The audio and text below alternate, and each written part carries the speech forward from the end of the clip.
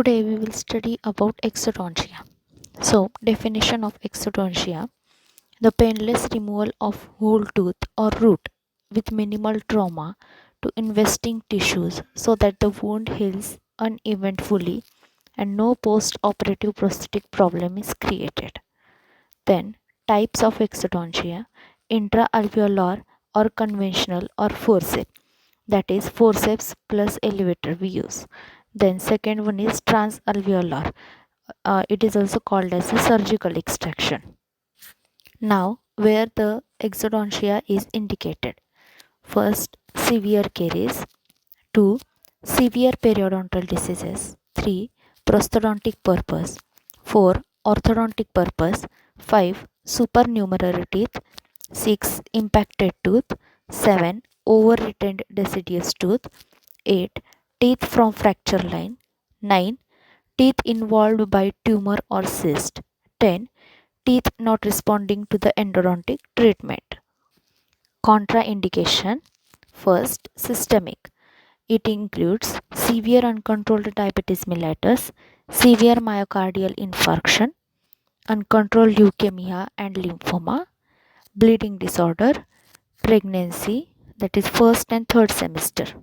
Then local, it includes severe infection at the extraction site. Now, the patient positioning for the exodontia. First one, for maxillary, chair is tipped backward and maxillary occlusal plane at 60 degree to the floor. Then the chair height is 8 cm below the shoulder level of operator. Then second one, for mandible, mandibular occlusal plane is parallel to the floor and chair is 16 cm below the level of operator's elbow, as you can see in the diagram. Then the sixth point we will learn is the positioning of surgeon. First one, for maxillary teeth, anterior mandibular teeth, and the teeth of the third quadrant, the surgeon should be in the right front position.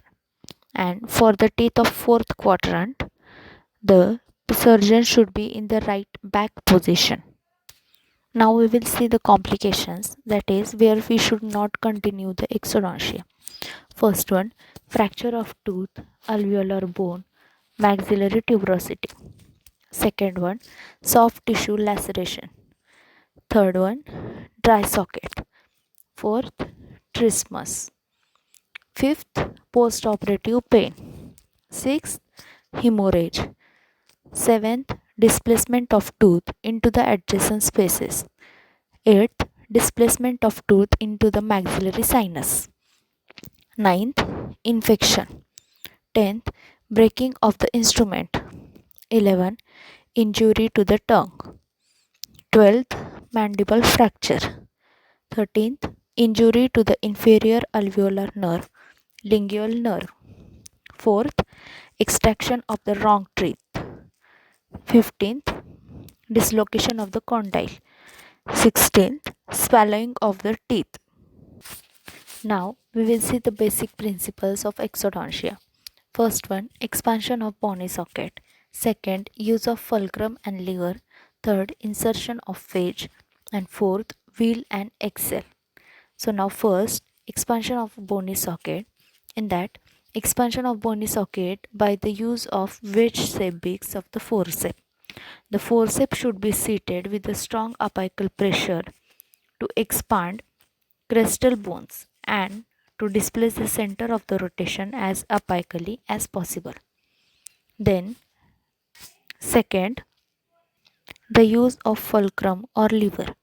A lever is a mechanism for transmitting a modest force with the mechanical advantages of long lever arm and the short resistance arm into the small movement against the great resistance.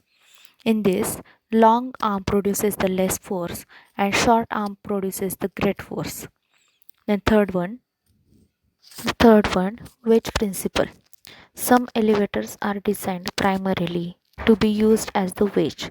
Example, Apexo and Coupland.